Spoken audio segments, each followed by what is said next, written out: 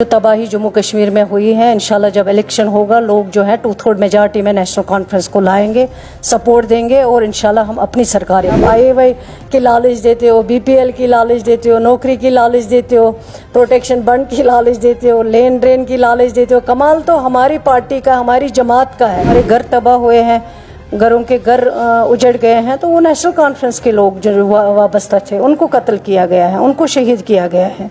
तो अगर वो हिसाब मांगे तो अपने आप से हिसाब मांगे कि दिल्ली में उस टाइम किसकी सरकार थी। शेर कश्मीर को अल्लाह ताला मगफिरत करे। उनको कितना ही टाइम दिया है, 24 साल तो उन्होंने जेल में निकाले हैं, उसके बाद कुछ ही टाइम उनको इक़्तिदार में मिला है। हमारे साथ अभी मौजूद है सकीना इत्तू जी, जो नेशनल कॉन्फ्रेंस से हैं, कुलगाम के रहने वाले हैं। इनसे थोड़ा सा बातचीत करते हैं। मैम, थोड़ा सा बताइएगा, नेशनल कॉन्फ्रेंस से आप वाबस्ता है, जिस तरह से अभी शायद अब इलेक्शन की भी तैयारियां हैं, मांग भी चल रही है इलेक्शन हो जाए, लेकिन हो नहीं रहे हैं।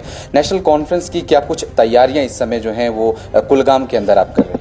नहीं, देखिए, जहाँ तक नेशनल कॉन्फ्रेंस का सवाल है, आज की बात नहीं है। 77 से लेके हमने लोगों के काम किए हैं, हमारी जमात ने, चाहे वो शेर कश्मीर शेख मोहम्मद अब्दुल्ला साहब की बात हो। अगर आज डेवलपमेंट का नाम लिया जाता है तो उससे शेर कश्मीर का नाम जो है वो अलग नहीं किया जा सकता है।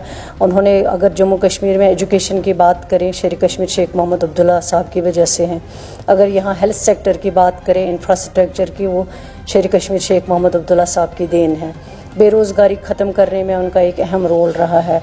लोगों को रातों रात ज़मीनों का मालिक बनाने में उनका रोल रहा है, तो इसको हम अलग नहीं कर सकते हैं। उसके बाद फ़ारूक साहब चीफ मिनिस्टर रहे हैं, उनके दौर में जो डेवलपमेंट हुए हैं हर जगह, अगर आप रहबर तालीम की बात करें, एक बहुत बड़ी अचीवमेंट और एक बहुत बड़ी स्कीम जिससे लोगों को रोज़गार मिला है। जो स्कूल बंद पड़े हैं उनको खोला गया है। गाँवों में मेरिट कम्पीट नहीं कर पाते थे बच्चे, लेकिन उन्होंने इस स्कीम के ज़रिए उनको रोज़गार मिला है।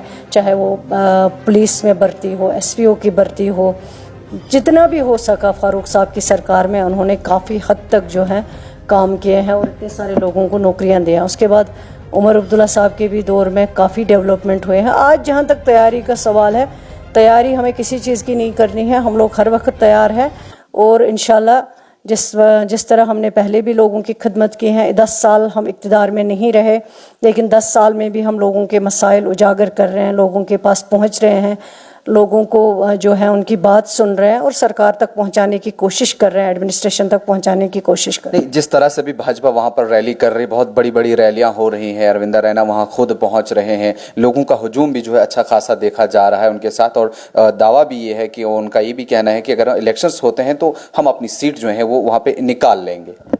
देखिए, मुझे नहीं लगता है कि आपको कहाँ से बड़ी रैली दिख रहे हैं। रैलियाँ तो हम कर रहे हैं, हमारी पार्टी कर रहे हैं, हर जगह लोगों के पास जा रहे हैं। अब सरकार में रैली करना या लोगों को इकट्ठा करना, ये कौन सी बड़ी बात है। आप IAY की लालच देते हो, BPL की लालच देते हो, नौकरी की लालच देते हो, प्रोटेक्शन बंड की लालच देते हो, लेन ड्रेन की लालच देते हो। कमाल तो हमारी पार्टी का, हमारी जमात का है।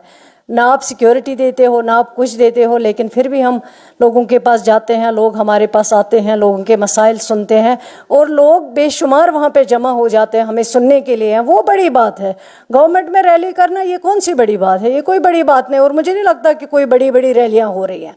उनका कहना ये भी है कि जिस तरह से अभी इससे पहले का जो वक्त था, बहुत मुश्किल होता था वहाँ पे रैली करना या कोई जलसा जुलूस करना, नहीं मालूम था कब ग्रेनेड फटेगा, कब हमला होगा। आज जिस तरह उनका कहना है कि आर्टिकल 370 के बाद जो है हालात बिल्कुल नॉर्मल है, हम बेखौफ जो है वो चल रहे हैं। आप उनको लेके मुझे डिस्कशन मत करिए, मुझे पूछिए मुझे आप क्या पूछना चाहते हैं। उनको लेके मैं डिस्कशन नहीं करना चाहती हूँ। मेरे से क्या सवाल बताना है वो आप मुझे बताएं। नहीं, उनके इल्जाम लग रहे हैं ना आपके ऊपर कि बहुत मुश्किल हुआ करता था कि भाजपा अगर वहां पर जाए, और बहुत मुश्किल था। आज तो बीजेपी के साथ लोग बिल्कुल शाना बशाना साथ खड़े हैं वहां पर। नेशनल कॉन्फ्रेंस को लोग साथ नहीं, इलेक्शन आएगा, लोग फैसला करेंगे किसके साथ है किसके। अगर लोग BJP के साथ है तो इलेक्शन क्यों नहीं करा रहे?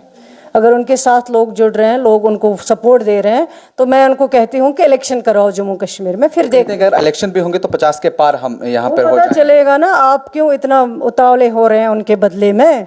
जब इलेक्शन डिसाइड हो जाएगा। उनका कहना है आपके लिए, मेरे लिए नहीं है, हमारी जमात के लिए कहना होगा। आप जमात से वाबस्ता है ना। मैंने कहा आप ज़्यादा उनको डिस्कस क्यों कर रहे हैं? आप उनको डिस्कस मत करिए मेरे साथ, आप मुझे पूछिए, मुझे आपको क्या पूछना है। वही तो हम आपसे भी यही पूछ रहे हैं कि नेशनल कॉन्फ्रेंस अगर यहाँ पर अपना इक़्तिदार में आती है, अगर थोड़ी सीटें आती है या भाजपा भी यहाँ पर सीटें निकाल दी, क्या हाथ मिला लेंगे उनके साथ फिर सरकार बनाने के लिए? आपको यही असली मुंह में आपको बात जो है वो आपको बतानी ज़रूर है। पहले भी उमर अब्दुल्ला साहब ने क्लियर किया है, हम किसी के साथ सरकार बनाने वाले नहीं हैं और इंशाल्लाह हमें यकीन है जो तबाही जम्मू कश्मीर में हुई है, इंशाल्लाह जब इलेक्शन होगा लोग जो है 2/3 मेजॉरिटी में नेशनल कॉन्फ्रेंस को लाएंगे, सपोर्ट देंगे और इंशाल्लाह हम अपनी सरकार यहाँ। और भी कई सारी जमातें हैं जब जलसे जुलूस होते हैं वो नेशनल कॉन्फ्रेंस से शुरुआत करते हैं, उनका भी यही कहना होता है पिछले 70 सालों में या 60 सालों में जो कत्लो गारत कश्मीर के अंदर हुई उसकी जिम्मेदार भी नेशनल कॉन्फ्रेंस है। देखिए, पहले तो 70 साल हमने सरकार नहीं संभाली है, ये जो लोग कहते हैं बिल्कुल गलत कहते हैं। अगर आप हिसाब करेंगे शेर कश्मीर को अल्लाह ताला मगफिरत करे, उनको कितना ही टाइम दिया है, 24 साल तो उन्होंने जेल में निकाले हैं, उसके बाद कुछ ही टाइम उनको इक़्तिदार में मिला है। फारूक साहब को तो उनकी सरकार टॉपल की गई है, जगमोहन साहब को लाया गया है जबकि वो इलेक्टेड गवर्नमेंट थी, उनको मौका नहीं दिया है 6 साल वो सरकार कर लेते। उसके बाद मिलिटेंसी थी, मिलिटेंसी में गवर्नर रूल हो गया, तो गवर्नर रूल में अगर आप हिसाब करेंगे एक वाइट पेपर निकालेंगे 90 से लेके 96 तक कितने सारे लोग जम्मू कश्मीर में मारे गए, चाहे वो सिविलियन हो, चाहे वो सिक्योरिटी फोर्सेस के लोग हो, चाहे वो जम्मू कश्मीर पुलिस के लोग हो, उनको खुद जो है अपनी बातों को पता चल जाएगा।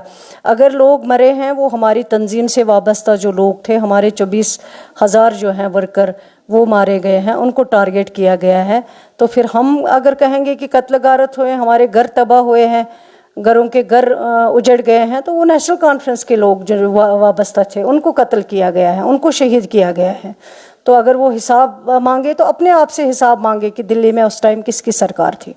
चलिए, बहुत बहुत शुक्रिया हमसे बात करने के लिए। हमारे साथ मौजूद थी नेशनल कॉन्फ्रेंस से सकीना जी, जिन्होंने जब इनसे सवालत किए गए क्या जवाब इन्होंने दिए, आप कितना मुत्तफिक है इनके जवाब से, कमेंट बॉक्स में ज़रूर अपनी राय दें।